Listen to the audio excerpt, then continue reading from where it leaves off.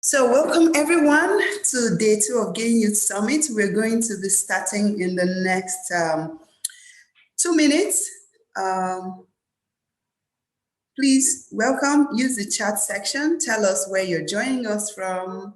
My name is Chinwe Okoli and I'm the Executive Director of Grand Africa Initiative. We are really delighted to have you join us today, the second day of the Gay Youth Summit. We're excited to see you all joining us this morning or this afternoon, depending on where you're joining from. Please tell us in the chat section, where are you coming from, where are you joining from, use the chat section, okay?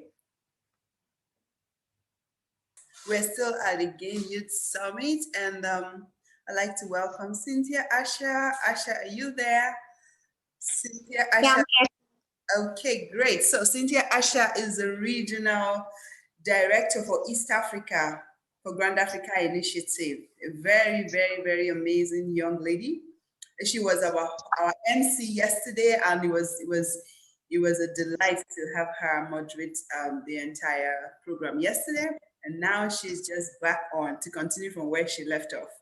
You're welcome. Thank you so much, Ms. Chino. Thank you everyone for joining the Gay Youth Summit on the second day. It means that you appreciate the importance of development across Africa and actually across the borders from wherever Africans are. It's a pleasure to have you. So after a really good first session and after taking a break just so that you can get your throat quenched, we're gonna move right and next to the next session where we will have to talk about promoting cross-border networking, partnership opportunities, and new efficient paths, because we do realize that without this cross-border networking, as Africans, we cannot move forward. We need to see what, as African people, we can collaborate with the next people in the next continents, how to bring skills, opportunities together. And in this panel, we will have Her Excellency, Ms. Teneng Pajaita, the Ambassador of Gambia to the Kingdom of Belgium and the European Union. We'll also have Nancy SF Hamoud, the President of the Global Office of the Global Union and its permanent mission, and also the Chairman of the GSCF Foundation, headquarters Switzerland. The moderator will be our Executive Director, Ms. Chinwe, and you have our attention for this. Thank you. Thank you very much, Asha. Thank you very much. So we're just going to jump right into the session. So while the session goes on, please make sure to use the chat section, because this session is about you. Understanding how to take the opportunity that exists out there, or how to even create that partnership if you don't know. So please make sure to use the chat section. I would like to take more of your questions than mine. You understand what I mean? So let's get right into it. And so it's my pleasure really to introduce our very distinguished panelists today. So for this session, promoting cross-border networking, partnership, opportunities, and new efficient paths, we're just going to be discussing or focus the discussion on finding out what the available programs are for promoting cross-border relations, specific events designed for the youth, if any, for them to access opportunities across the borders, and other problems that may have been impeding smooth cross-border relations. So for this panel, it's my pleasure and honor to welcome Her Excellency, Mrs. Teneng Pajaita. She's the Ambassador of the Gambia to the Kingdom of Belgium and the European Union. And Her Excellency is the Ambassador Extraordinary and Plenipotentiary of the Gambia to the Kingdom of Belgium, with concurrent accreditation to the Kingdom of the Netherlands, Luxembourg, Federal Republic of Germany, Poland, Slovakia, Czech Republic, as well as mission responsible to the European Union, OACP, WCO, ICC, OPCW, UNFCCC, CFC, and CTBTO. Ambassador Jaita studied modern history at the University of Sierra Leone, Fura Bay College, Sierra Leone, and Masters in Development Studies at the London School of Economics and Political Science, LSE, University of London, United Kingdom.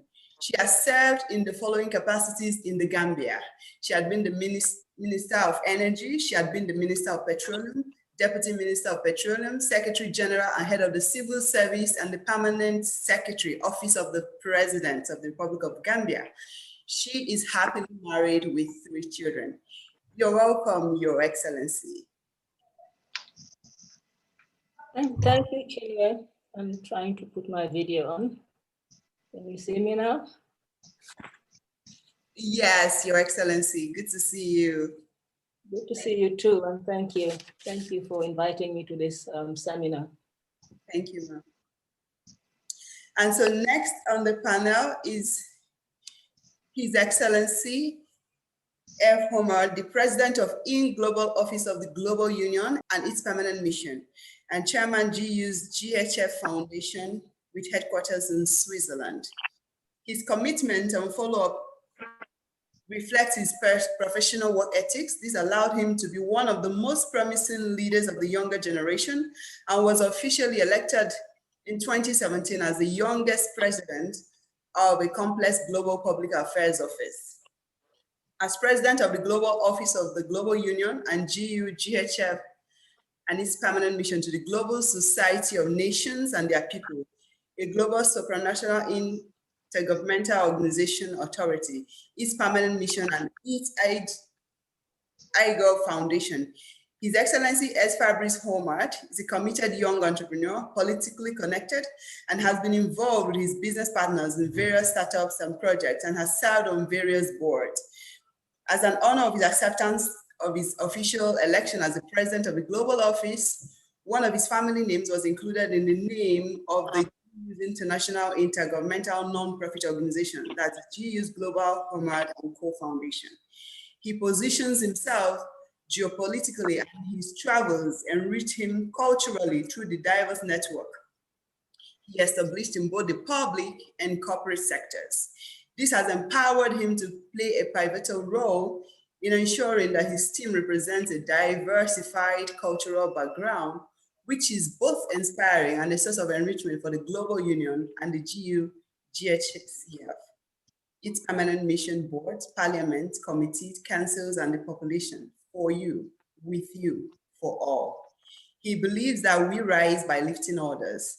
This allows him to neutrally assess and handle national and global challenges, as well as develop preventive and innovative solutions for the benefit of humanity to protect, save, rescue, and empower lives around the globe.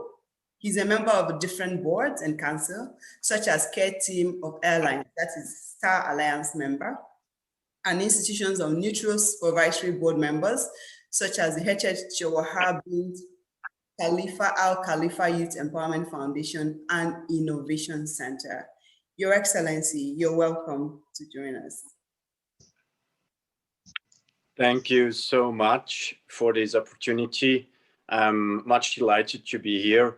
And so I welcome as well all the honorable global state members, Your Excellencies, dear valuable population, and dear youth in Africa, but as well around the globe. Thank you so much. You're welcome, sir. I will start the panel with Her Excellency, Mrs. Tenengba Jaita. Now, please, you take the first few minutes to speak to the topic of today's conversation, please. Thank you, Chinwe, and my fellow panelists, and a very good afternoon or evening to you all, as well as to all the participants in this virtual summit. I want to first of all, Chinwe, congratulate you and your colleagues at the Grand Africa Initiative for organizing this summit at this very difficult time of COVID-19, when the whole world is seized with this pandemic. However, despite the challenges, I believe this has forced us to also develop new and innovative ways of doing our business in a more efficient and effective manner. The fact that I'm sitting down here in Brussels and you are in Nigeria and my co-presenter is in Switzerland just says a lot about what we can do with new ideas based on digitalization. In this era of globalization, Africa needs to indeed strengthen its cross-border partnerships and opportunities to grow and prosper. And COVID-19 has made this now more than ever a priority. As the world reacts to the pandemic through closure of borders, travel restrictions, and even in some instances, embargoes on the export of essential goods such as food and medical items, Africa needs to seize this opportunity to look inwards by opening our internal borders to create new avenues for trade, technological development, and innovation for our teeming population. And this is where our young people like yourselves and your organizations come in. Africa needs to establish cross-border networking and movements, which is not even a new phenomenon in Africa. Our entire history is rich with that. Our forefathers have always been moving across borders as merchants, as traders, as herdsmen. Hitch-free, they've never recognized the geographic borders, and that has never hindered their movements. In the field of higher education also, I remember in our day, we used to travel across the African continent for higher education, of course, following linguistic patterns. We have centers of excellence in Sierra Leone, in Ghana, and in Nigeria also. And some of us as Gambians are privileged to do that, and we still cherish fond memories of our student days within the continent. So these are opportunities that are already there that we need to tap into. And there has to be a deliberate policy at national, regional, and continental levels to ensure that we open our borders, which would unlock the rich potential of the continent for decent jobs, for knowledge sharing, for innovation, and for growth. In the Africa region, in the ECOWAS region, for example, great efforts have been done in this area. As you are aware, we have had a protocol on free movement, which has lasted several decades. And its purpose was to create an open market, a borderless ECOWAS, and to create regional integration. However, implementation bottlenecks are still there, but I believe that there are a lot of efforts that are being done by member states to make sure that we keep our borders open, despite the challenges caused by the pandemic. We have realized that ECOWAS has, of course, established policies such as the competition policy, the ECOWAS passport, for example, to facilitate this, the brown card scheme, and other mobility and trade facilitation measures, which would enable us to cross our boundaries. Despite the fact that there are problems in the implementation of these protocols, a lot of progress has been registered over the years. We have seen the establishment of joint border posts, for example, to facilitate movement of goods and services across the borders. More recently, we also have the Africa Continental Free Trade Agreement, which is also geared towards opening up our borders and creating a single market Africa-wide for goods and services. It has also a protocol on free movement of goods and persons with the right of residence and establishment. It's a new protocol, and already the headquarter office has been commissioned in Ghana, but we look forward to its effective implementation, which requires a lot of effort on the part of governments and all of us as stakeholders to ensure that the aims and objectives of the protocol are achieved, especially for young people. And it's of interest to note that some of the priority areas that will be looked at are the creation of trade-related infrastructure, trade finance, and trade information systems. These opportunities would be immense for young people. However, we need to make sure that young people's voices are also taken on board at the policy development level. And also at the national level, we need to make sure that we domesticate and implement some of these protocols. Young people also have to be given a very strong foundation to be able to take advantage of the opportunities that are being provided. And here, I'm glad that yesterday's panels have looked extensively at what governments and other organizations need to do to ensure that young people are prepared to for the labor market as well as for business innovation and incubation. For example, the issue of education. We have seen that the quality and standard of education is going down, and this is a cause for concern. Therefore, governments have to make the effort to ensure that there is quality education at all levels, from primary to tertiary. And of course, the issue of vocational training also needs to be given a lot of attention. Many a time, vocational training is left to the private sector, and governments don't put much emphasis on that. As a result, there is not much standardization when it comes to vocational training. The young people get the certificates, but they're not matched to the jobs that are available in the market. And business training, of course, is lagging behind. Where they are trained also, the issue of financing has been raised yesterday. And this is where we need to look at and focus on public-private partnerships to ensure that young people that come up with innovative ideas are allowed to develop these ideas into proper functioning businesses. Of course, we looked at the issue of digitalization has been extensively dealt with here. Just shows the importance of this particular new innovation. Of course, we need to explore the new opportunities provided by technology, which has brought the whole world closer together. Again, we are doing a VTC, which is based on technology. But of course, there are challenges, especially within Africa.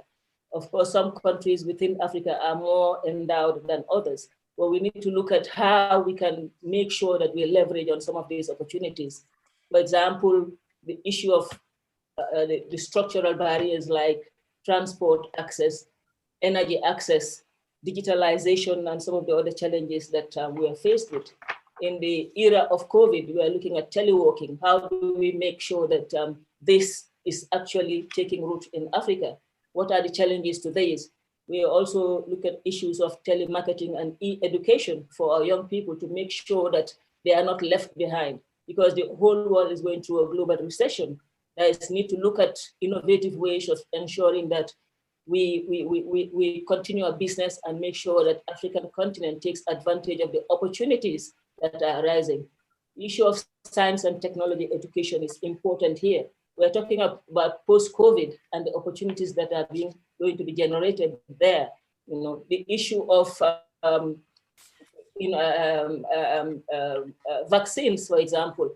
You know, these are issues that are hot in this part of the world here. How do we ensure that we also access quality vaccines in these areas? How do we ensure that Africa also is not left behind in terms of innovation and science and technology education? So these are some of the issues that we need to look at to make sure that at least our continent leverages on our teeming and youthful population, which are full of ideas. I was quite impressed when I listened yesterday, part of yesterday and even this morning, on the sort of new innovative SMEs and young companies that are coming up. But what we need to do is ensure that they don't falter behind, provide them with the space, ensure that they create the jobs that they themselves need. Governments need to make sure that young people are part of the decision-making processes. We can discuss, continue discussing on these areas, but I think that these are some of the issues that I want to put on the table when we talk about cross-border efficiency and networking. We need to make sure that the enabling environment is created, taking advantage of continental-wide policies that are giving young people facilities and opportunities that are provided in these areas. I'll stop there for now, Chinwe, and then I think we can discuss further on some of these areas. I thank you. Thank you very much, Your Excellency. That was just a very rich introduction to the topic. So now I'll come to you, His Excellency. Homard, please. So on the topic, from the Global Union perspective, which specific economic sectors are there existing partnership or market access networking opportunity for African youth? And how can the youth who want to join get to become part of such programs and networking events? Cross-border access is a big key, which was lost and too much lost. One countries are much further in that than other countries, especially when we look now in the topic of the Grand African Initiative, directly already into the past, even the past youths which are now adults, which grown already, had like difficulties to cross the borders. So not least but fast into another thematical issue was the digitalization, always and always already. And you know, the youths are much more in that now than before. But even still the youths now, not everybody have access to this digital world. And with the digital world, we can even break, in a way, not rules, but when people have problem to travel on some issues or the process go too long, please use the technology, because the technology is there. But Africa needs to have as well the access on top to this digitalization. We know that still and always when we look back, a lot of investments was done in Africa. Yes, but where was going these investments? Where are it leading Africa? And I think to make the pass in the best way, it's really to have a look where the issues are, where this money was gone, and not rebuilding, but building now into the future the right ways so that future money or future technology which really are invested in Africa not flow away or are in a few hands, so that really the youth have assets, so that everybody, even, I say that straight ahead, even those which have not the money to pay the internet or have not the money to have a digital phone like the newest phone on this market, that everybody around the globe have a look in which way they can, through the global union, have access to that and helping that. There I give one small topic, like when I look at now in this COVID-19 time, the COVID-19 time have showed a lot of problems in a few months up. And why a COVID-19 needs to come and show all these problems? Because one time when I look about around the world, political people are too much in their own life sector to protect their own stage. They do great jobs, but they need more to really look about it. Where is the issues for the other ones? And not just to be staying on stage and looking further to be elected the next year. This is one political issues which we need to really look on it, to break this cross-border boundaries, and there to really solve the solution to stick together. Because when we stick together, then as well the youngest one or as well the poorest one on this world directly in Africa will have access to every new path, any new technology, and there is the key into it. Thank you very much, Your Excellency. Okay, so before I come back to you, let me now ask Your Excellency, Mrs. Jaite, you mentioned a whole lot of problems, challenges, yes, that's the government that you're looking at. I'd like to ask you first, these opportunities that are coming, or these discussions that are ongoing right now, is it country specific, or is it going on at the Pan-African level, continental level? That is one. Then the follow-up question to that is this: are there specific cross-border programs or events designed to promote EU-Africa networking? I'm talking about EU because I know that's where you are right now.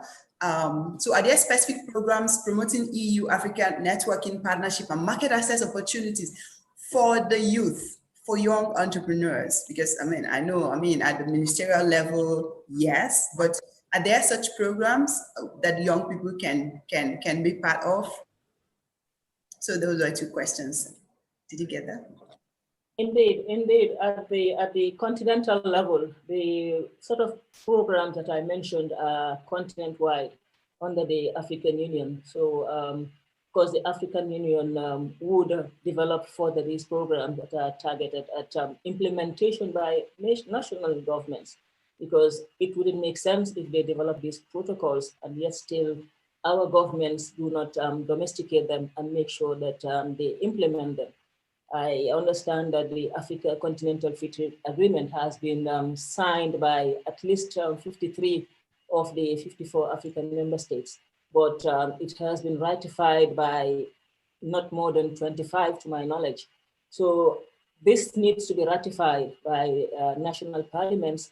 And then beyond that, implementation, once the programs are developed, we need to make sure that we take ownership of these programs to ensure that they work for our young people, they create the employment, they create the markets that we're envisaging, and so that we have innovation and homegrown industrialization, for example. I think yesterday, was it Dr. Solodu or Professor Solodu talked about making it in Africa.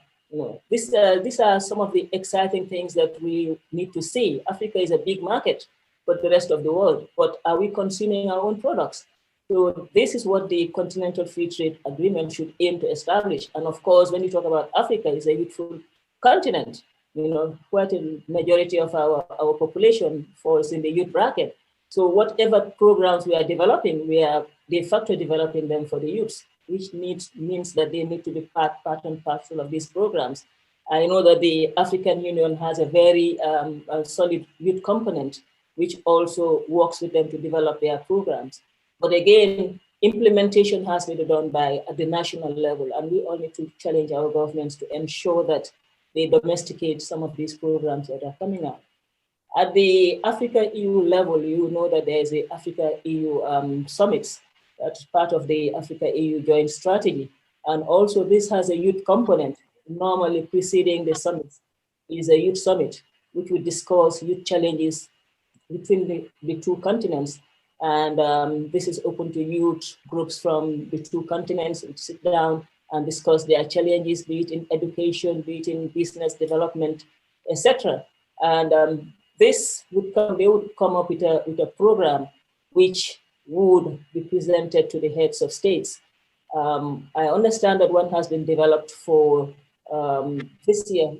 There was supposed to be a summit, I think in October, but unfortunately, because of the COVID, it has to be postponed to 2021. But yet still, there is a youth policy paper that has been circulated, which has contained elements of what we are discussing today in terms of market access, in terms of providing scholarships for training for youth, in terms of collaboration and networking. So again, those platforms are available for cross-border exchanges between the youth of Europe and also the youth of the African continent. Most of the programs that are being implemented are geared towards, in my view, stemming illegal migration, looking at border control, for example, return and reintegration, readmission, rather than focusing on the developmental side of youth employment and employability. And these discussions are ongoing. We know that we had the Valletta Summit in 2015, and the programs that were developed from that summit are still being implemented, I think, to the end of this year. But some of those projects are implemented at national level through the 3 operational windows that were developed. Again, it has yielded some positive results for employment generation and skills training in some of the countries that are implementing the programs. But a lot of, a lot needs to be desired also in the implementation in terms of targeting, the right youth to the vulnerable groups, et cetera, et cetera. So we need to make sure that whatever programs are developed here in Brussels, actually we take ownership of these programs and are part of the development of those programs, not that they're developed here and then we expect to benefit from them at the end of the day, which is where the mismatch is. And this is where some of us come in to make sure that we sit at the table. Dr. Esipion from the ACP discussed on some of the challenges that are being faced, which we are trying to address through the revised post-Cotonou Partnership Agreement, which is currently being negotiated. So there's a lot of collaboration, but it needs to be deepened, and young people's voices have to be reflected in some of these policies that are being mooted here in Brussels. Yes, Your Excellency, just a follow-up question before, because it's just someone just posted this question to you. There's one thing with policies across Africa or programs designed. Our policymakers will sit around the table and make a policy, but the problem of implementation has always been there. It's been there all this while. So what can be done? What effort is being made right now to ensure implementation, not just the recycling the thing and then coming back to say, okay, implementation was below the benchmark. What can be done to ensure that we start really implementing these very credible and very potentially impactful programs and policies across Africa? Someone just asked that question. Indeed, it's a challenge, and we are all aware of some of the challenges that we have. Some of them are capacity related in some of our countries. But what I would advise is that in most of our countries, we have ministries or departments for youth affairs, for women's affairs, et cetera, et cetera. We need to make sure that young people's organizations like yours knock on the doors of those collaborating institutions so that you actually demand that your issues are taken on board. I know, for example, in the Gambia, we have the Ministry of Youth and Sports, where we also have the National Youth Council that organizes biannual conferences where the youth from all the regions of the country participate, and they dissect and analyze and discuss their problems and come out with solutions which are presented to government. We need to make sure that those issues that are raised by young people are actually part of the programs that we're developing at the national level, but also being implemented. And again, young people need to find a place in the political arena. That's another area wherein there's a shortfall of young people participating in the political space. But we need to make sure that, policies that are developed at the national level, they have to take on board youth affairs. It's not possible in most countries where you have 70% of the population falling under the youth bracket. You have to make sure that these are the people that you're catering for, and capacity constraints aside, young people have to make sure that they hold all of us accountable for implementing programs that are geared towards them, towards the welfare of young people, as well as towards the development of the nation, aspirations of our governments. So you are right, there is a mismatch between policy development and implementation. But again, this is something where we need to really work on immediately to make sure that young people participate in this development of these programs. Thank you very much, Your Excellency. Now I come to you, Your Excellency Homard. In promoting cross-border networking and opportunities between the GU and Africa, right? How do you plan to contribute to secure employment for young Africans, especially those that are considered to work in hazardous jobs, to support effective policy? Do you have an influence over policy making in Africa, especially how these policies will affect young people? Thank you for this question. This is unfortunately a big issue in Africa. When we have a look how many young people are taken in such jobs which are unsecured or even related to crime scenes, there I say clear that these can be solved with an observer, like observers which really stick together with the government, like every government in Africa. We have already like such observers on place. But there, when I see the issues, when I look back, it's not really the impacts which was the outcomes. Because when you would like to put an impact in the right position, then it's need to be leaded from the beginning till to the end. And this is a little bit the problem what I see in between. One time leader breaks away because they are not re-elected in this position. So somebody new comes on the position. And the new person is maybe not into this matter to lead it further so that it's giving a goal. Because when you have the goal in front of you, then you need really to stick ahead to this goal. But in this meantime, you can change paths which goes to that goal, but never lose the goal. And this is as well that GU is there, is available, that the nations of Africa, together as well with the African Union, can have a look together in which way we really sign in to this issue and solve this issue. Because to always just to talking on the issue, then we will be like in 10 years on the same place that we are today. And we have seen that 10 years back, that we are almost, or mostly, not almost, but mostly a little bit in few countries in Africa, still on the same place. And there I say one thing: solve the crime, solve the issues in the country, put the country on a base of peace, on a base of reconnecting the people to each other, and then the people will help together with the government to have the right direction to this past, like for your question. Thank you very much, Your Excellency.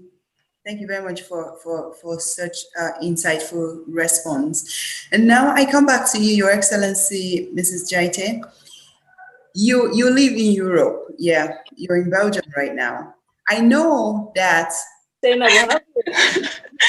you so much. I know you briefly talked about some of the programs that you guys are implementing, and I was just wondering what is done to like promote and communicate them, because I feel like a lot of the times it's kind of hard to be aware of what programs are taking place to support youth in, I guess, each person's country. I know you did talk about what's taking place in Gambia, but I'm just wondering, since you are representing, I guess, Africa as a whole, like what's done to promote these programs to support youth across different countries in Africa? And how can we stay in the loop and aware of that they're taking place? Okay. At the continental level, of course, they are coordinated by different bodies. For example, the African Union has its own programs that it would partner with national governments to implement. At the regional level also, for example, ECOWAS, where we belong to, there are also programs that target young people. And again, they deal with the institutions in country, be they the governmental institutions or the private sector institutions, such as the chambers of commerce, for example, if it is to do with private sector job creation. And at the EU-Africa level, I touched on some of the programs that are implemented. The intra-ACP programs have been mentioned by Dr. Esipion this morning. And of course, there's the direct interventions at the national level through the national indicative programs. And of course, again, bilateral programs. But I talked about the coordination of these programs. Even here within Brussels, it's difficult to take stock of all these different programs because they're implemented by different institutions and agencies. And their interlocutors at national level, you will find out that there are different institutions also. Even though for the EU side, there is the National Authorizing Office that's supposed to coordinate some of the interventions. But when it comes to direct bilateral bilateral programs, for example, if the German government is implementing a program in Gambia, for example, they might use their country office, for example, to implement such programs or work directly with the relevant government institution. Yeah. So these are challenges of coordination. We can do so at the national level, provided that we have one interlocutor for the programs. For example, what we have for the UN system, we have coordinating body for the UN systems in the Gambia, and I assume in other countries. We need to do this for sector-related programs, like for youth programs, to ensure that any programs that are directed towards the youth are coordinated at national level. If these are regional programs, they are also coordinated by one body at regional level. And of course, as Africa, we also fall short in terms of creating a database of some of these programs. This is where we need to make sure that we create a database wherein anybody who needs to find out what is available and how they can participate in some of these activities or know about them can just click in and opportunities that are available. We have seen scholarships, for example, that are geared towards higher education for young people falling through the information doesn't flow to the right and relevant institutions within the country. So yes, there's a lot of work that needs to be done in these areas in terms of regional level to ensure that young people that need to have access to such information. And like it's categorized and to know what you're looking for and how to find the right contact point for each program. Okay. Thank you very much for that question, Sainable. And thank you, Your Excellency, for the response. Okay, so the question I was asking you before before the internet said no was this. Because you live in Europe, yeah, and I know in Europe, you can easily move from any country to one country to the other. So you don't require visas and all of that. But that situation is not the same in Africa. In Africa, I know you can move across the ECOWAS region, but other places, a few countries like I think Ethiopia now offers visa on arrival, but with some restrictions still. So what is being done right now? How can this issue be addressed? Because I think if we are promoting cross-border networking on a continental level, we should be able to freely move first. That would be the easiest way. So what's being done, or how can this issue be addressed? You are absolutely right, Chinwe. This is a cause for concern when we are advocating for free movement, and yet still those bottlenecks exist. I remember when we were going to Nairobi last year for the ACP summit, we had some of our colleagues from the Caribbean region were able to travel to Nairobi visa-free because they belong to the Commonwealth. Whereas some African ambassadors had to acquire visas, which was it was quite interesting and funny that our African colleagues need to take visas when people from other continents can come in visa-free. We have the same even within between Africa and Europe. Some European countries can come to some African countries even with their ID cards. They don't even need to have their passports. So I think this is something that the African Union needs to work on. I believe there's a lot of work that is being done in this area, but governments have to make sure that they open their borders. We understand that in such cases is reciprocity. But if at the continental level, the decision is taken by our member states to make sure that we open our borders and allow equal access for Africans from all countries to access our countries, that would make life a lot easier for all of us. And it would, provide a platform for transfer of technology and all the issues that we're discussing today. But we are very good at creating artificial barriers ourselves within the African continent, unfortunately. But we believe that with the implementation or operationalization of the Continental Free Trade Agreement, we have to make sure that the borders are open, or else it would not work. This is the simple fact and the simple reality. Of course, the challenges of security that they talk about, if Europe can open up, why can't Africa do the same thing? So these are issues that I think our leaders are seized with, and perhaps, sooner than later, we would come up with solutions to them. Thank you very much, Your Excellency. Your Excellency, Homard, please, I'd like to ask now, since the global union is a global, is interested in global affairs, almost in different countries, engaging in different countries, what guarantees the global union's neutrality in management of African issues? That's how do you ensure the sovereignty of African countries remains intact while you engage with them?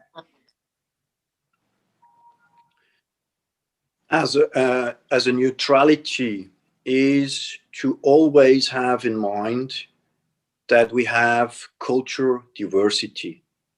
And when we have a look around the world, in this moment, governments or people are immediately against somebody because of their color, or because of their political parties, or because of their culture, or even religion.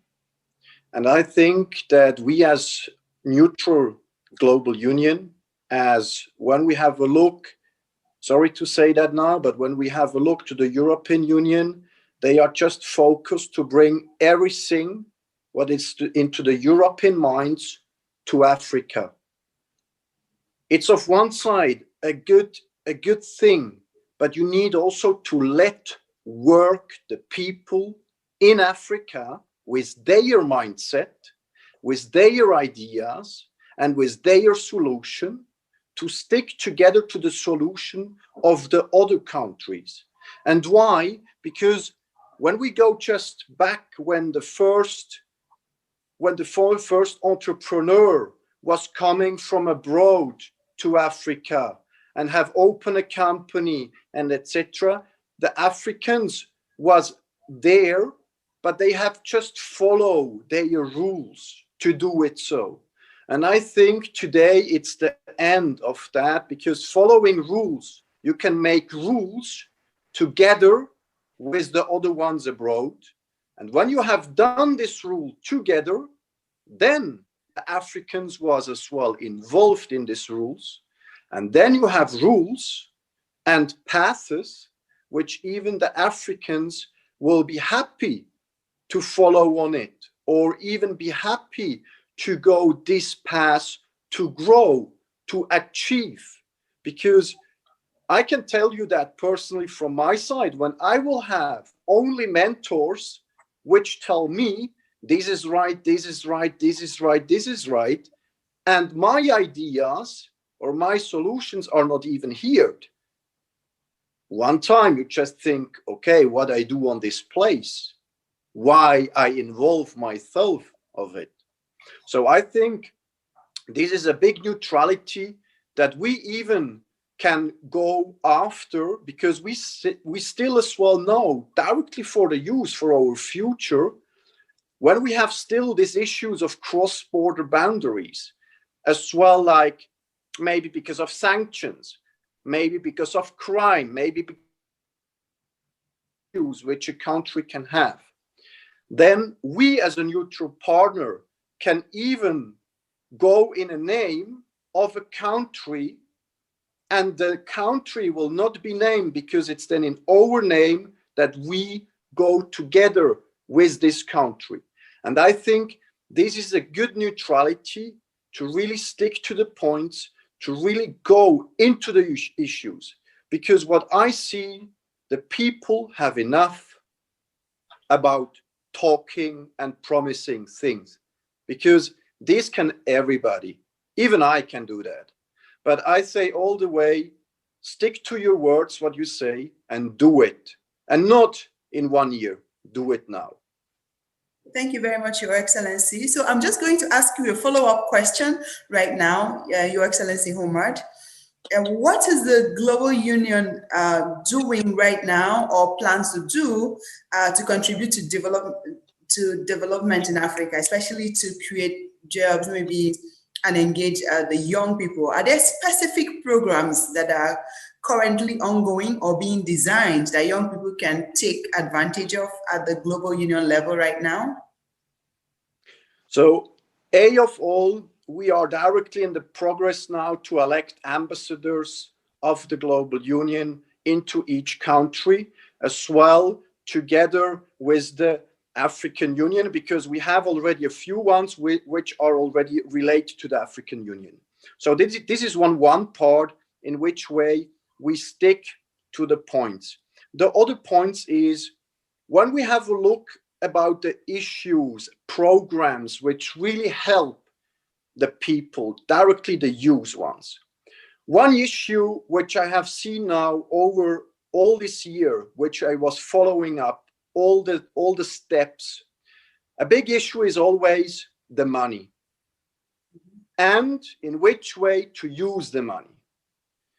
On the money side, it's the education and digitalization and innovation, and of course, the peace. I have a license, which was, respectively, not I personally, the Global Union have received a license which was donated from an accounting company based in Switzerland, because we have our headquarters in Switzerland because of the neutrality too. So we use it, we have chosen Switzerland because of the neutrality too. This accounting company, it was one of the first ones which have realized for Switzerland that small entrepreneurs or even people need to learn the accounting systems. In which way daily I put my money beside or invest it or I go ahead. So this license, it's a school license which was donated to us. It's a global license which we are allowed to give to the universities, but we just not give it. We give it when the government have also a plan for the schools, for the universities to implement that so that everybody can learn these lessons to make these accountings, to know, because it's not just on when you grow a business, it's also for your personal life. And I think this is something which everybody can have access to it, because it's a school license. Everybody can have access, even the poorest one, because it's a free access. And this school access, I think, through the government, we will implement that for the people. Then we have another program, which is also very, very good for the young people. We name that, respectively not, we have named that like that. It's like a partner agency in Australia, a wonderful woman which have seen the need about the young people, because she have seen that young people are more into the digitalization or all the way behind the iPad or the television or games or whatever. But she have also said we need to have a mix about sport and the digitalization. So activities which even bring the people as well closer together. And this is, it's named the Virtual X Tribes. This Virtual X Tribe program was coming on our floor because they have asked us how to bring it globally. I would like to do more globally, even for Africa, even for other countries. And when we see the problem, we have many programs on this world, many organizations, NGOs, many foundations, many governments which have such great ideas. But where is the problem? Again, I come back. It's because the people just talk about it and not implement it. And this is as well that this program, which bring more sport activities together with the digitalization, even virtually. Even we have created now a virtually program that even people from Australia can talk or make sport together, even when it's physically together through the virtual sessions. And I think this is also a good thing to bring people together for their own knowledge, because they learn from each other's culture. Because when I ask today, or also in the past, a lot of people, do you know really this culture? Do you know really the other culture? Always it's like, yes, of course. And then I say, okay, then tell me something about this culture. And then immediately, yes, I have seen about it in the television, or I have seen it in the book, but they have not really received the culture deeply, what it's like together with other ones on the other side of Africa. Then as well, one program which I have already told you in the beginning when you have asked me to be also a lead speaker of this GAIN Summit. I think one thing I would like to go as a leader in front. And as a leader in front, it's like not just talking about it, to do it.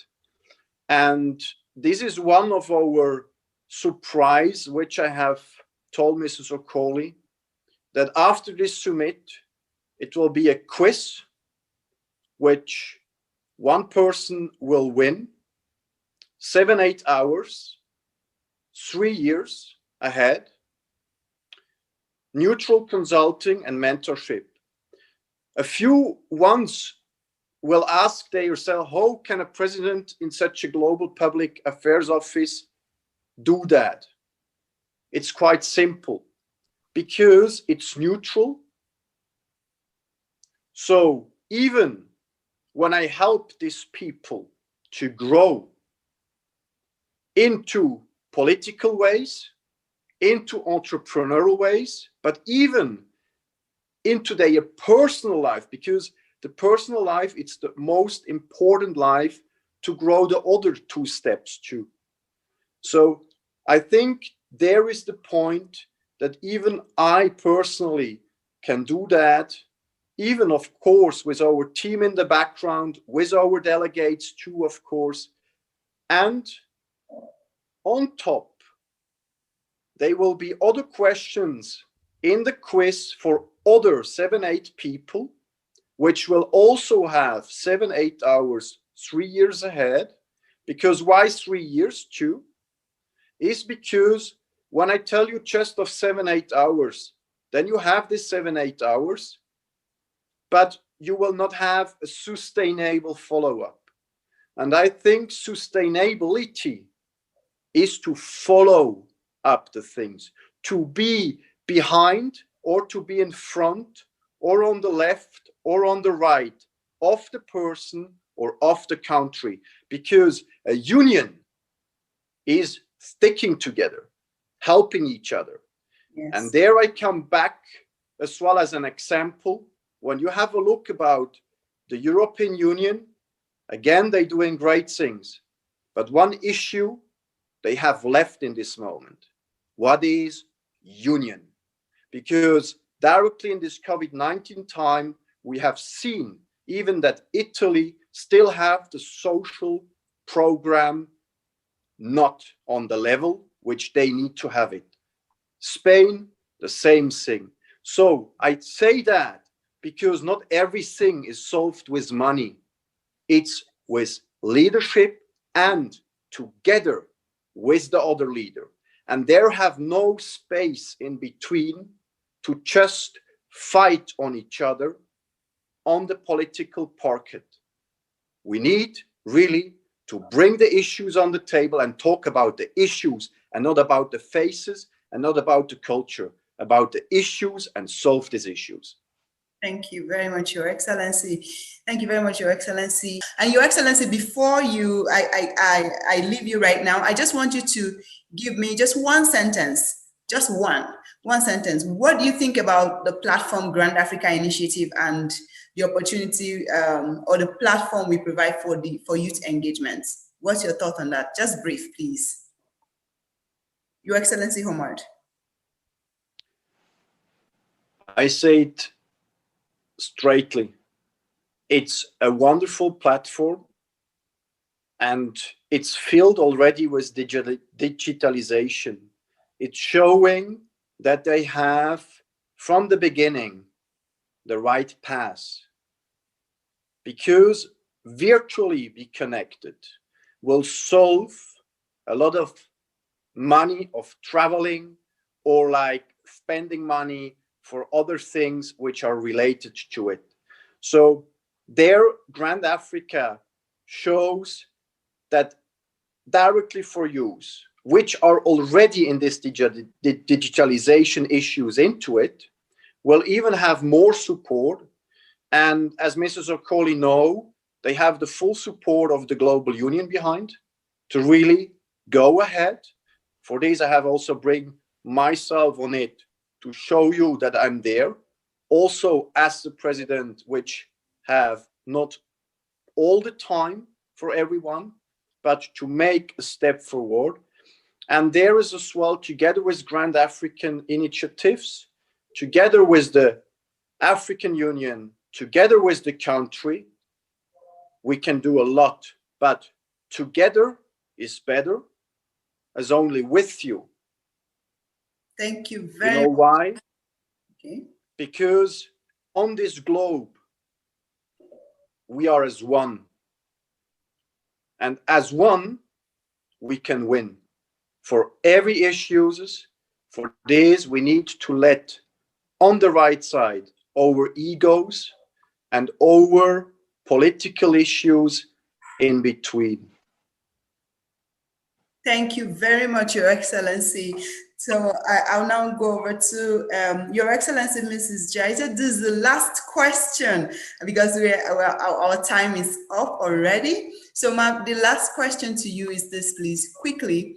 Are there opportunities, are there market access, grants and maybe funds available to develop, to enable efficient networking and partnership access for young people? Like, do you know, especially at EUAC levels, are there such opportunities? Because young people, yes, events could be happening. You mentioned EU Africa Summit, but I imagine it could be only those that can afford it. Are there some sort of support you know of that is set up aside to support young people to participate at such events?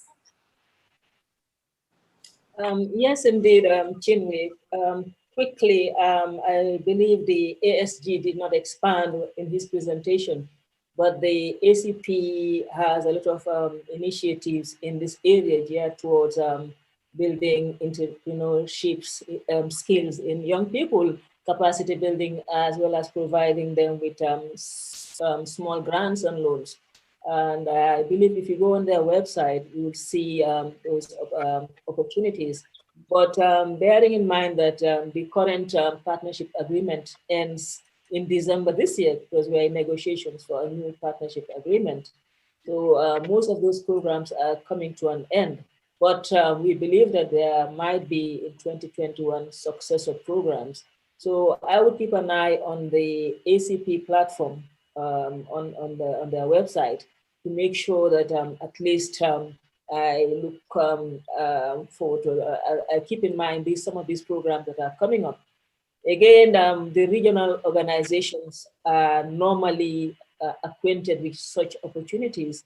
Likewise, it's important that organizations like yours form part of the umbrella organizations within the regions, so that you are made aware of some of these opportunities, because that's where the selection takes place.